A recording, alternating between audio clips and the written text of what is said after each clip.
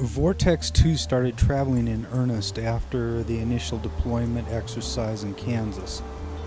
Even during the first couple of nights on the road, Vortex 2 worked hard getting equipment ready to go. We took only momentary stops for food and gas. We are heading to Texas. I hope so. Every once in a while, various teams took breaks. In this case, we went to the Dalton Gang hideout. All right. This is the Dalton Gang storm shelter, much like the design of the federal government today. What would they do? It was amazing to think that this structure was actually built back in the 1800s. Anyway, he never did get any more trouble. You know, he's a pretty well-respected, upstanding citizen. Arriving at our next destination in Amarillo, Texas, got us to even more focus on getting equipment ready and operational.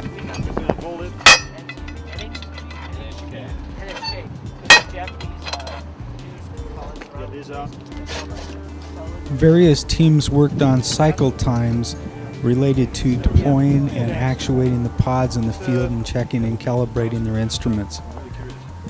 An exciting daily briefing of severe weather several days out got Vortex 2 mobilized into moving to the next location so they could pre-position for very large storms.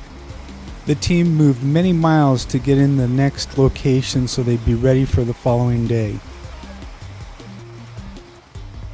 At that point, local media was very interested in knowing the next destination of Vortex 2. Associated with the position of the surface low and the ensemble members, and that black one there is the operational man. We'll have earlier initiation. This yellow line is 3,000 feet. You can't see these shear vectors here, but they're oriented perpendicular to the dry line, which is very favorable for storms initiating. This is a product from SPC, so there's a good chance we'll see a lot of precipitation.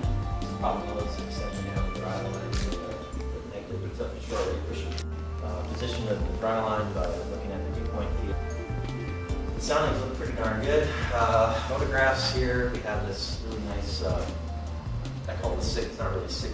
Tomorrow seems like slam dunk in terms of initiation somewhere in the warm sector. The next night we spent in Perry, Oklahoma, getting prepared for what looked like a very strong operational day to follow. The morning briefing brought even more information related to the intensity of the storms that had been predicted to be very high the day before, and in this case had intensified overnight. The weather services had indicated very high probabilities of very large tornadoes rapidly moving across Oklahoma.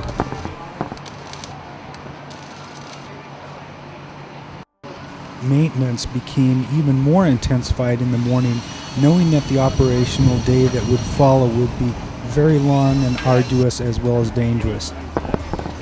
Lindsay Bennett, a senior research scientist from the UK, instructs the Discovery Channel crew on how to put together and operate a pod. Justin Walker and Herb Stein feverishly work on getting Dow 5 up and operating. At this point, there were a number of tornadoes that were actually developing and moving at a rapid pace across Oklahoma. Everyone was paying close attention. Alex Gibbs monitors storm development with a very careful eye, seeing the intensity of the storms building in Oklahoma. Tim Marshall's team talks to media as well. Suddenly, Josh quickly moves towards the vehicles, indicating that we're ready to move. Supercell development intensified rapidly and got us moving into the field. Vortex 2 mobilizes and moves into operational mode.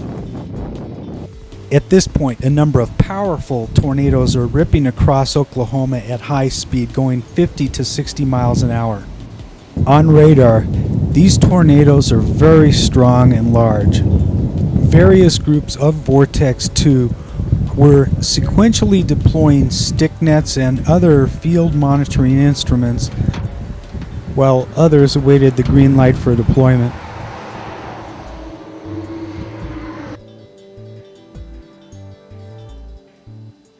As the dry line moved eastward, huge mass of warm, moist air exploded into Oklahoma. With high levels of CAPE, powerful storms were racing across the state. Supercells grew rapidly and moved northeast. Certain units of Vortex 2 were mobilized quickly into the field. Merging right in the location. Like right here. Yep. So this might become one gigantic supercell. At this point, Vortex 2 teams were in the field transacting between tornadic supercells. Each probe or Doppler vehicle had to be carefully moving from one tornadic cell to another, as the entire state had a number of severe storms in between. At one point, we were informed by Vortex 2 radio that a town we were coming up on had just been hit by a tornado of significant strength. Down power lines here. Be careful, keep your arms in case any of these are live wires. After moving through a number of cells, we managed to get into position on another storm to the south that had significant structure. Probe trucks, support vehicles, and others waited for information from the Dow as to the strength of the storms that were approaching us rapidly. A number of potentially tornadic cells were moving in our direction. This is not tornado warning. It looks like it's cycling. It's iffy, yeah. It's cycling, so I think we'll be able to go on either one. As Dow radar probed these cells, we marveled at the sheer beauty of the structures that were surrounding us.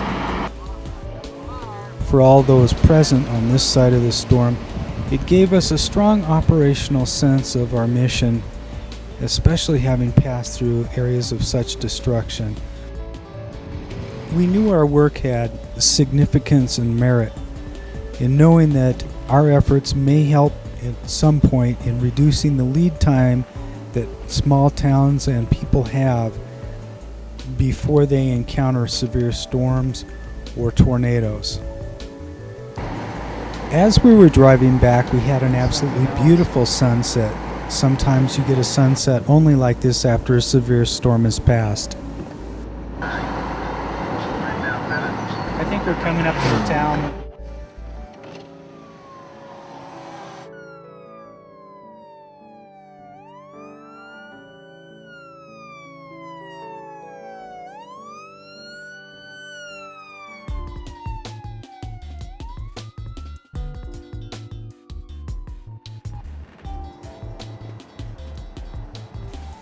As we passed through towns with significant damage due to tornadic activity, we couldn't but help think the damage to people's lives and the property lost.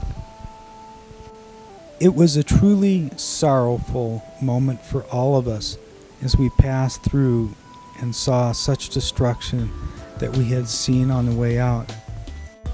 The next day, the National Weather Service did significant damage surveys, estimating a number up to 12 tornadoes, some of significant strength in EF3 and EF4 categories, had passed through the areas that we had been through the day before. And to see it the following day brought home real understanding of the significant power of these tornadic storms. As you can see here, large power poles were split in two, and at the base of the pole, oddly enough, a huge semi had been thrown several hundred yards and wrapped around the power pole, indicating the strength of the tornado that had hit in this particular area. Small details of the tornado's strength were evidence everywhere, as pieces of large steel had been wrapped and bent, and trees had been torn to pieces, and cars had been picked up and thrown hundreds of yards.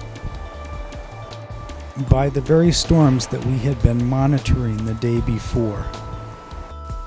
Paths of categories 1 through EF4 had been scattered throughout the land, and numerous places had touched down, indicating not only individual tornadoes with significant damage, but also multi-vortex tornadoes. National Weather Service had a number of diverse assets that were able to track, help predict, and respond to these events. This gave us all a sobering sense of renewed purpose.